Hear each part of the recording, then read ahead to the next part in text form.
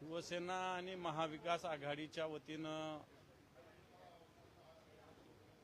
मी उमेदवारी अर्ज भरलेला आहे। हिंदू हृदय सम्राट शिवसेना प्रमुख श्रीमान बाळासाहेब ठाकरे यांच्या आशीर्वादानं माननीय उद्धवजी ठाकरे साहेब यांच्या नेतृत्वाखाली आणि मग काँग्रेस असतील, राष्ट्रवादी काँग्रेस पक्ष असतील, शरद पवार साहेबांचा, समाजवादी पार्टी आणि कम्युनिस्ट या सगळ्यांच्या वतीनं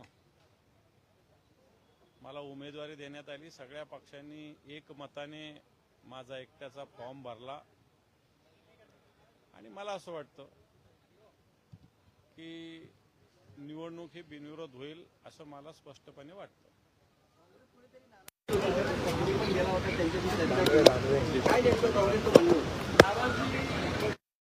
राजकीय पक्ष असो, कारण आमचा अलायन्स आहे, आमची आघाडी आहे आणि या आघाडीमध्ये काही गोष्टींची स्पष्टता येणं आवश्यकता आहे। अशा पद्धतीनं काँग्रेसची भूमिका होती आहे आणि त्या संदर्भात माननीय उद्धवजी ठाकरे साहेब, काँग्रेसचे या राज्याचे प्रभारी चेन्नीथला साहेब, वेणुगोपाल साहेब यांची एकमेकात चर्चा होऊन मला असं वाटतं उद्धवजी ठाकरे साहेबांनीही आम्हा शिवसेनेच्या नेत्यांना आणि माननीय काँग्रेसच्या नेतृत्वाने इथले प्रदेशाध्यक्ष असतील, नेते असतील, यांना ज्या सूचना दिल्या त्या सूचनेप्रमाणे आम्ही सगळे काम करतोय। सर, आता विजय वडेट्टीवारांनी तुम्हाला भेटताना असं म्हटलेलं आहे का विधान परिषद तुमची आणि राज्यसभा आमची, असं एक सूचक वाक्य म्हटलेलं तह आहे का? नाही, तह वगैरे काही नाही, परंतु अशा पद्धतीनं निश्चित भूमिका काँग्रेस पक्षाने मांडलेली आहे आणि या संदर्भात लवकरच मुंबईमध्ये मी सांगितलेले जे नेते आहेत, माननीय उद्धवजी ठाकरे साहेब, काँग्रेसचे माननीय चेन्नीथला साहेब यांच्यात लवकरच अशा पद्धतीनं बैठक होईल। सर, एक महत्त्वाचा मुद्दा समोर येतोय, 10वा उमेदवार एकनाथ शिंदे देणार आहेत, त्यामुळे उद्धव ठाकरेंनी माघार घेतली असे थेट ते म्हणतात। मला वाटतं मी आता राजकीयाच्यात बोलत नाही, मी उमेदवारी अर्ज भरलेला आहे महाविकास आणि एवढंच मला माहिती आहे। नाही, त्यांनी थेट म्हटलेलं आहे का आम्ही फक्त एक खिचकी दिली तर घाबरली उभाटे, थेट असं त्याचं म्हणणं आहे। सर, मला असं वाटतं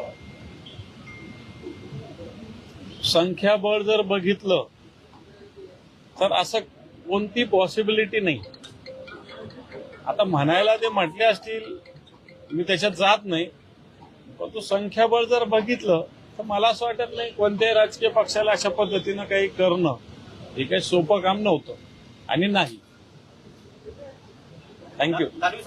असं आहे, 2 दिवसापूर्वी बच्चू कडूने पत्रकार परिषदेत माध्यमांच्या सूत्राला त्यांनी धन्यवाद दिले होते, एकत्रित चर्चा होऊन आणायला किंवा चर्चा पुढे यायला, पण आज थेट त्यांनी स्वतःचा पक्ष शिवसेनेमध्ये विलीन करून विधान परिषदेची आमदारकी घेतली।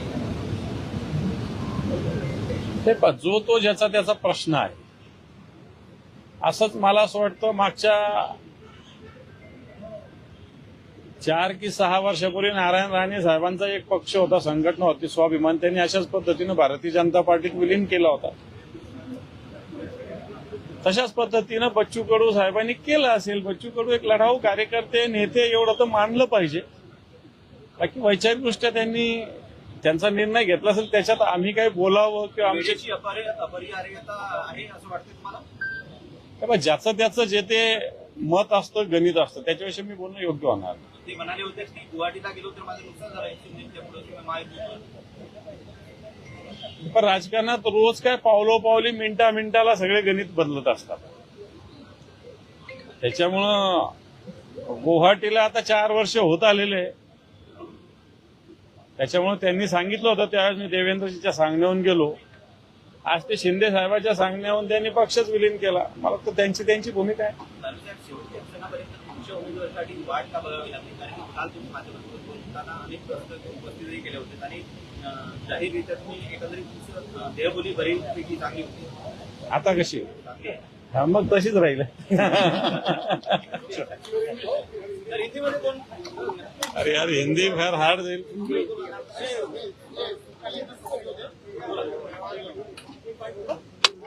सर आपने मामले के साथ फाइल दाखिल किया है इंडिविजुअल पर नहीं बोला।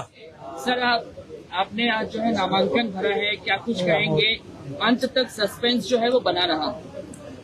मैं समझता हूँ ऐसा पॉलिटिक्स में सस्पेंस रहना चाहिए, क्योंकि 10 जगहों का चुनाव है और तुम्हारा ध्यान सिर्फ एक ही जगह तरफ था। 10 जगह की तरफ आपका ध्यान ही नहीं था मीडिया का।